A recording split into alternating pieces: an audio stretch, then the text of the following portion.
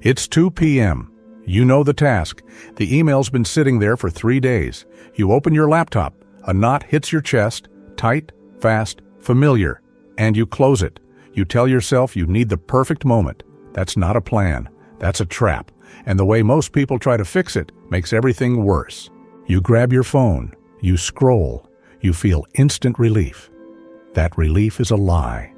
Every time you escape the thing that matters, the fear gets bigger, not smaller. Bigger. Avoidance isn't laziness. It's your brain hitting the escape button, a reflex it was never built for your actual life. The fix people reach for? Fight through it. Push harder. White-knuckle it. That's exactly what keeps the loop alive. This isn't about motivation. It's about understanding why the engine misfires and how to reset it. Here's what's happening inside your head. Your brain runs a built-in threat scanner all day, every day. Its only job, keep you safe. And for most of human history, that job was straightforward. Predator, fire, danger, react fast, survive.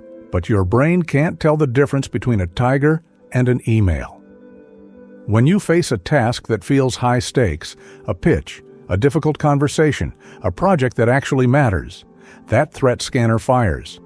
It doesn't see a task, it sees danger. And it doesn't whisper, it screams. It projects the worst possible outcome in full detail. You'll fail, you'll look incompetent, people will see it. That fear of being judged, of being not enough, gets treated as a genuine threat, a survival-level threat. If you've ever felt your chest tighten before hitting send, that's the alarm. That's not weakness. That's the scanner doing its job on the wrong target. So your mind does exactly what it's built to do. It gets you out. Procrastination, scrolling, suddenly needing coffee. That relief you feel the moment you close the laptop? That's your brain rewarding you for escaping. It thinks it just saved your life. And that's exactly why it gets worse next time. Because you never actually faced the task, your brain never got to test whether the fear was real. The catastrophic prediction goes unchallenged, so next time, the alarm fires louder. The avoidance feels more urgent. The spiral tightens. You delay the work. Pressure builds. You rush at the last minute.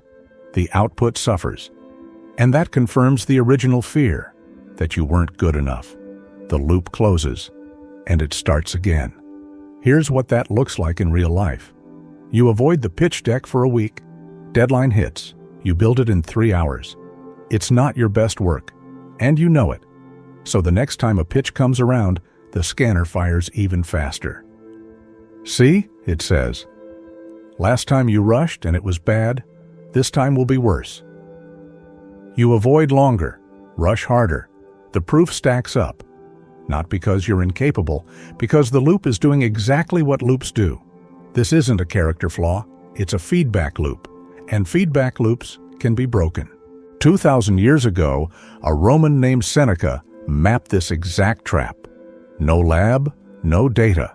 Just watching people destroy themselves by imagining disasters that never came. He watched them suffer more from the anticipation than from the thing itself. And he said it plainly.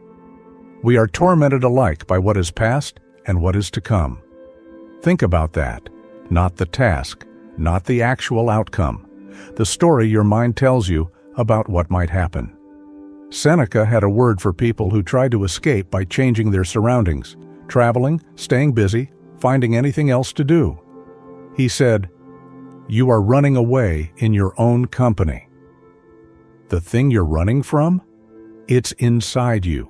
It follows you everywhere. You can close the laptop. You can scroll for an hour. The knot will still be there when you come back. His solution wasn't willpower. It wasn't motivation. It was a specific mental discipline. He called it premeditation. You don't ignore the worst-case scenario. You walk straight toward it. You define it. You look at it directly. You ask, okay, what is the actual worst thing that happens if this goes wrong? Not the vague dread, not the feeling, the specific outcome. Most people stop at the dread. They let it stay blurry. It'll be bad. People will think less of me. That blurriness is exactly what gives the fear its size. Seneca's move is to get brutal about specifics. Not, the meeting will go badly, but I'll stumble on the numbers, my manager will notice, and I'll look underprepared. That's it. That's the actual worst case. Not career-ending, not identity-destroying. Uncomfortable and survivable. The phantom shrinks the moment you name it in full. Fear gets its power from the dark, from the blur, from the thing you refuse to look at directly. The moment you drag it into the light, it starts to shrink, not because the danger disappears, but because your mind can finally measure it. And measured things lose their mythic size. Unfamiliarity is what makes the threat feel monstrous. Your imagination fills in the details when you won't. And it's not kind. The Stoic move isn't to be fearless. It's to make the fear specific enough that your mind can deal with it. Rehearse the worst. Name the exact failure. Then ask, can I survive that? Most of the time, yeah, you can. And the moment you know you can survive the worst, the fear stops running your decisions. Here's the protocol. 3 moves. You can start the first one in the next 2 minutes. Step 1. Write it down. Don't sit with the dread. Write it down. 1 sentence. What's the actual worst thing that happens if this task goes badly? Not it'll be bad. Specific, real, written on paper. That's it. You're shining a light on it. Most fears sound terrifying in your head and manageable on a page. Do this before anything else. Step 2. Reality check it. Now question the prediction. Ask yourself, am I catastrophizing?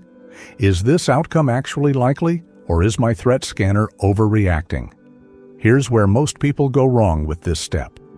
They do the reality check in their head, and their head is the exact machine that's been running the catastrophic predictions. You can't fact-check a biased source with the same biased source. So use distance instead. Imagine a close friend came to you with this exact situation. What would you tell them? You'd probably say, "You're being too hard on yourself." Here's what I'd actually do. Give yourself that same answer. Out loud if you need to. Written down is even better. For the same reason, the first step works. The page doesn't catastrophize. Step 3. 2-minute start. Don't commit to finishing the whole thing. Don't even commit to starting it. Commit to 2 minutes. Write 1 sentence of the email. Make 1 note toward the call. Set a timer for 2 minutes and give yourself full permission to stop when it goes off. Here's what happens. The pressure drops the moment you remove the demand to finish. And once you're in motion, stopping feels harder than continuing. That's momentum. It was always available. Avoidance was blocking the door. Remember that scene at the beginning, laptop closed, phone in hand, knot in your chest? That knot wasn't warning you about danger. It was warning you about importance. The things that trigger avoidance are almost always the things that actually matter. Your brain fires the alarm loudest for what counts the most. That email you've been avoiding for 3 days? That call you keep almost making? The alarm is loudest there because the stakes are real, not because you're not capable. The scanner misfires on the things you care about. That's the trap, and now you know it. So the next time you feel that pull to step away, that's your signal. Not to retreat, to move toward it. Name it, test it, take the smallest step you can. 2 minutes, 1 sentence, 1 small move. That's how the loop breaks. You opened the doc. You wrote 1 sentence. The knot loosened, just a little. That's not motivation, that's proof. Face the task, because the avoidance is the only real threat. You are someone who moves toward the thing, not away from it. Watch this next. Perfectionism is the same fear wearing a different mask.